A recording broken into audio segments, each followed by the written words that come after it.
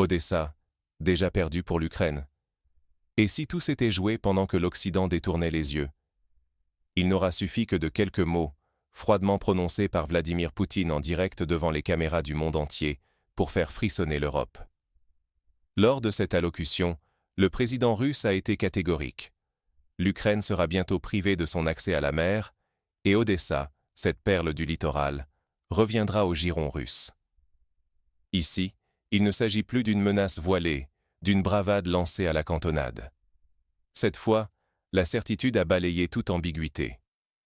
Même les dirigeants européens les plus prudents, habitués à temporiser, ont ressenti la secousse. Au même moment, à Londres, un ancien officier du KGB, désormais expert reconnu en sécurité internationale, s'exprimait sur une grande chaîne britannique. Il dévoilait au public occidental la mécanique implacable d'un plan russe, élaboré depuis des années. Selon lui, 3 armées distinctes seraient en préparation, chacune avec une mission précise, l'une d'elles étant exclusivement dédiée à la reconquête du littoral ukrainien. Ce ne sont plus de simples éléments de propagande. Il s'agit d'une stratégie qui s'expose au grand jour, étape après étape, devant un Occident médusé et parfois impuissant. Dans les capitales européennes, l'incrédulité initiale a rapidement laissé place à l'inquiétude. Les diplomates multiplient les réunions, les analystes dissèquent chaque mot venu du Kremlin. Mais une question persiste, lancinante. Le sort d'Odessa est-il déjà scellé, bien au-delà de toute possibilité de négociation? Le scénario qui se dessine est glaçant. Depuis des années, les stratèges russes avancent méthodiquement, alors que l'Ukraine, épuisée par la guerre, lutte désespérément pour conserver son unique accès à la mer Noire. Si ce plan réussit, l'Europe sera contrainte d'accepter une nouvelle frontière, un nouvel équilibre de force, et l'idée que ses anciennes assurances de sécurité pourraient ne plus valoir grand-chose. Ce bouleversement ne se limite pas à une question de carte. Il remet en jeu la stabilité régionale, la crédibilité des dirigeants occidentaux et notre propre capacité à anticiper le monde de demain. La Russie redessine-t-elle l'Europe sous nos yeux pendant que l'Occident s'enfonce dans la torpeur? Mais cette stratégie russe, aussi minutieusement préparée qu'elle paraisse, était-elle vraiment imprévisible? Pour comprendre comment Odessa est devenu un enjeu aussi crucial, il faut revenir sur les signaux ignorés de ces dernières années, autant d'avertissements passés inaperçus ou minimisés par les chancelleries occidentales. La menace sur Odessa ne s'est pas matérialisée en une nuit. Elle est le fruit d'une stratégie patiemment élaborée par Moscou, dont les racines plongent dans le passé, bien avant le début de la guerre ouverte en 2022. Depuis de longues années, Vladimir Poutine martèle que la Russie n'a pas encore déployé toute sa puissance militaire. Beaucoup, en Occident, ont longtemps pris ces affirmations pour de simples bravades, pour une posture politique destinée à peser sur les négociations. Pourtant, les faits récents montrent que la réalité pourrait être bien plus inquiétante. Au centre de cette stratégie se trouve une doctrine inédite, celle des 3 armées. La première, déjà engagée, érode méthodiquement les défenses ukrainiennes sur la ligne de front, progressant lentement mais sûrement, usant l'ennemi à petit feu. La deuxième, gardée en réserve, a été structurée pour percer brutalement là où l'ennemi s'y attend le moins, s'inspirant des percées rapides de la Seconde Guerre mondiale, comme lors de l'offensive de l'opération Bagration en 1944, qui avait anéanti l'armée allemande du centre. La troisième, quant à elle, joue le rôle de rempart ultime, destiné à dissuader l'OTAN de toute intervention directe, quitte à envisager les mesures les plus extrêmes, y compris l'emploi d'armes nucléaires tactiques. Ce n'est pas une théorie abstraite. Alexandre Vassiliev, ancien officier du KGB aujourd'hui réfugié à Londres, l'a confirmé dans les médias britanniques. Selon ces révélations, la Russie aurait constitué une réserve de près de 200 000 hommes, prêts à être déployés lors du second acte du conflit, selon la terminologie du Kremlin. Pour donner un ordre de grandeur, 200 000 hommes, c'est plus que les effectifs totaux de l'armée française de terre. En comparaison, lors de la bataille de Normandie, en 1944, les Alliés avaient mis en place environ 170 000 soldats pour le jour J. Cela montre l'ampleur des moyens que la Russie serait prête à engager sur le front sud. Ces chiffres ne sont pas lancés au hasard. Plusieurs sources indépendantes, dont des experts militaires occidentaux, valident ce niveau de mobilisation. cette armée de réserve n'a pas encore été engagée dans les affrontements majeurs. Elle demeure l'arme secrète, le joker susceptible de renverser la dynamique du champ de bataille. Pourtant, à l'ouest, la conviction dominante reste celle d'une Russie exsangue, affaiblie par la guerre et les sanctions. Les experts répètent que l'économie russe chancelle, que les effectifs sont épuisés, que l'appareil militaire s'effondre. Cette lecture rappelle, par bien des aspects, l'aveuglement collectif observé avant la Seconde Guerre mondiale, lorsque les Alliés sous-estimaient la capacité de l'Allemagne à remobiliser son appareil militaire. Mais aujourd'hui, ignorer les signaux faibles, c'est risquer d'être foudroyé par un bouleversement militaire et géopolitique qui dépasserait de loin le cadre ukrainien. En se focalisant sur les faiblesses visibles de Moscou, l'Occident pourrait bien sous-estimer une montée en puissance silencieuse et méthodique, qui attend patiemment son heure. La question n'est plus de savoir si la Russie en a les moyens. Il s'agit désormais de comprendre quand et comment ces forces seront engagées. Et surtout, d'anticiper les conséquences immédiates pour Odessa, pour l'Ukraine et pour l'équilibre tout entier de l'Europe. Mais comment en est-on arrivé à une telle accumulation de forces? Et pourquoi Odessa cristallise-t-elle soudain toutes les inquiétudes? Pour le comprendre, il faut revenir sur les origines de cette stratégie et sur ce que représente vraiment Odessa pour Moscou. Pour la Russie, Odessa n'est pas une ville comme les autres.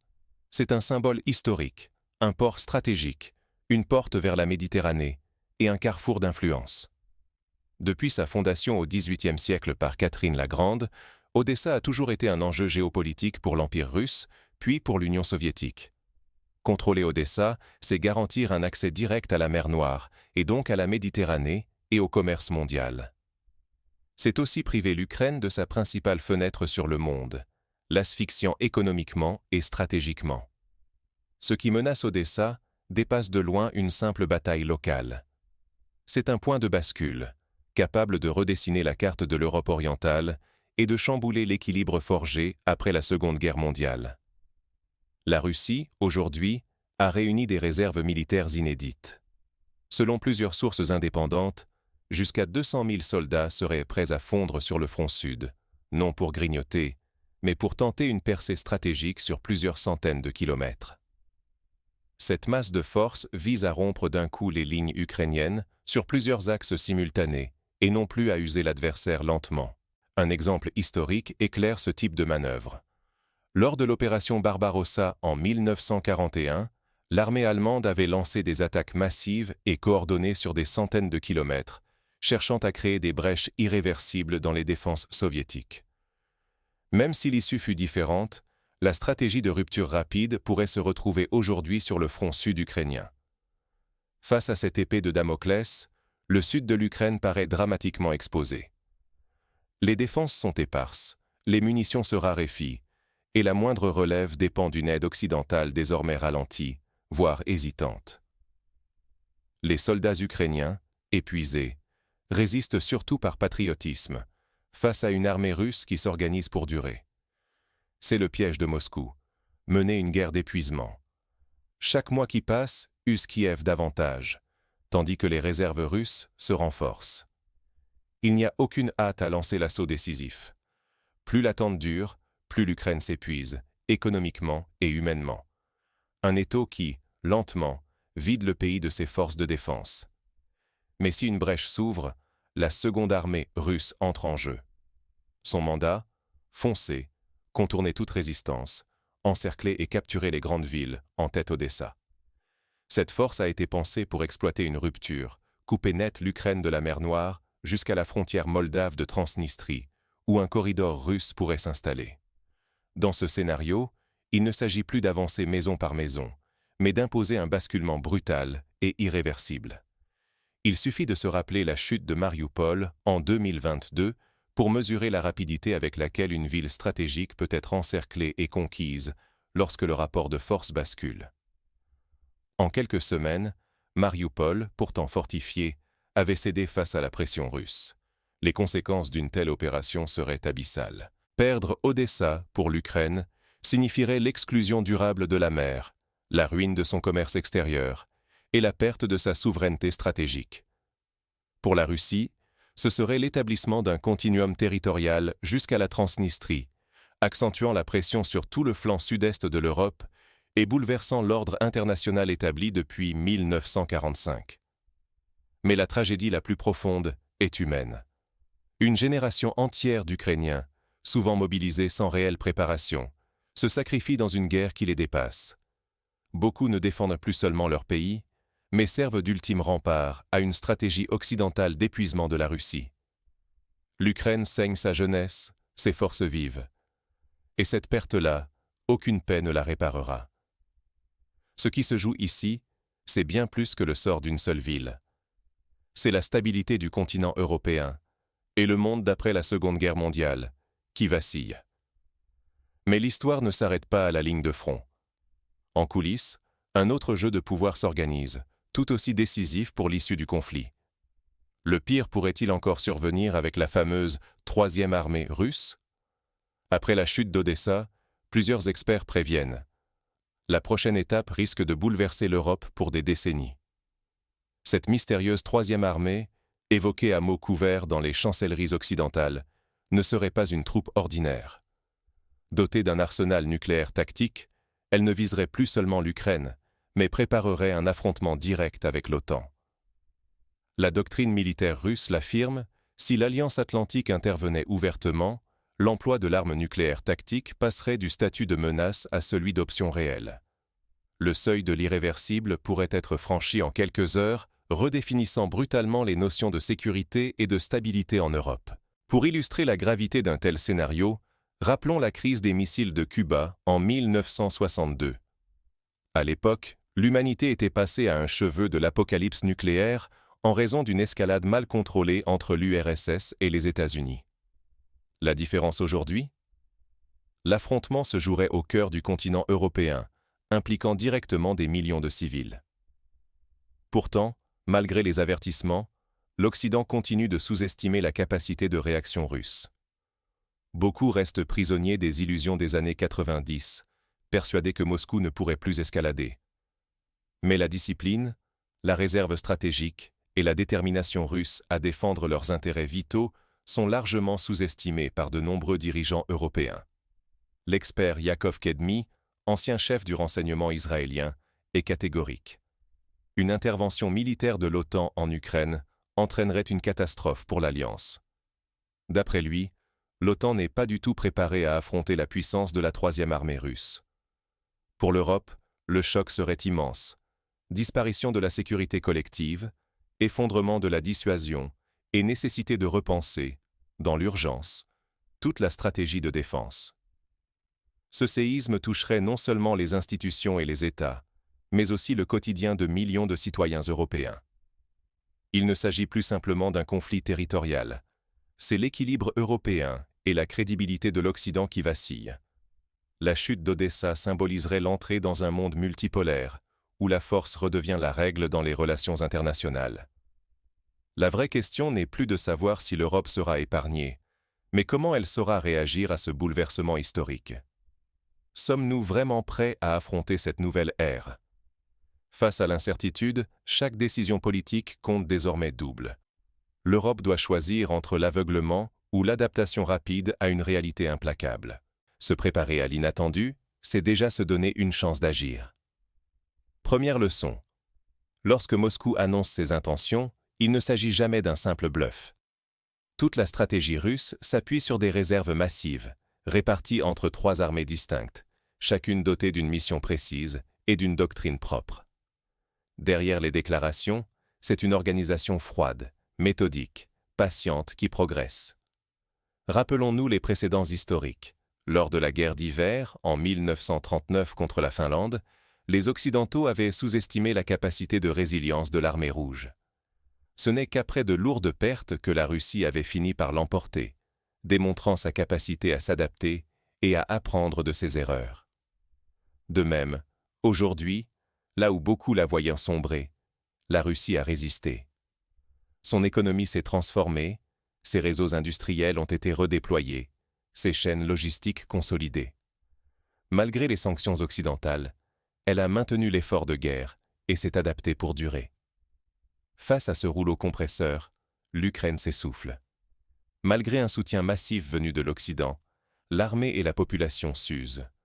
Le front avance lentement, mais la lassitude pèse, et chaque mois, la carte de l'Europe de l'Est se redessine sous nos yeux. Pour les citoyens européens, il faut sortir de l'insouciance. Les certitudes d'hier ne valent plus rien. Aucune frontière, aucun traité, aucun équilibre n'est éternel. S'accrocher à l'idée d'une stabilité garantie, c'est courir le risque de subir l'histoire, au lieu de la comprendre. Quels signaux concrets surveiller? D'abord, les décisions majeures de Moscou. Mobilisation, alliance, discours sur l'avenir d'Odessa. Ensuite, l'évolution du climat au sein de l'OTAN, où l'unité se fissure et où le débat sur le soutien à l'Ukraine devient plus âpre. Un autre indicateur clé est la militarisation du secteur industriel russe. Ces derniers mois, la production de chars, de missiles et de drones a connu une accélération sans précédent, rappelant l'effort de guerre total de l'URSS pendant la Seconde Guerre mondiale. Dans ce brouillard de désinformation, il devient vital de chercher une information indépendante, diversifiée, capable de dévoiler les dynamiques réelles. Anticiper, c'est refuser la paralysie et s'adapter plus vite que les chocs géopolitiques. Ignorer cette nouvelle donne, c'est s'exposer à choisir dans l'urgence, sans préparation. Subir l'histoire, c'est accepter des conséquences personnelles, économiques et collectives ingérables.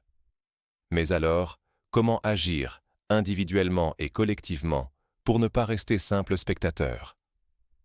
Agir commence par comprendre les leviers d'influence à notre portée. Identifier les marges de manœuvre individuelles et collectives, c'est refuser la fatalité.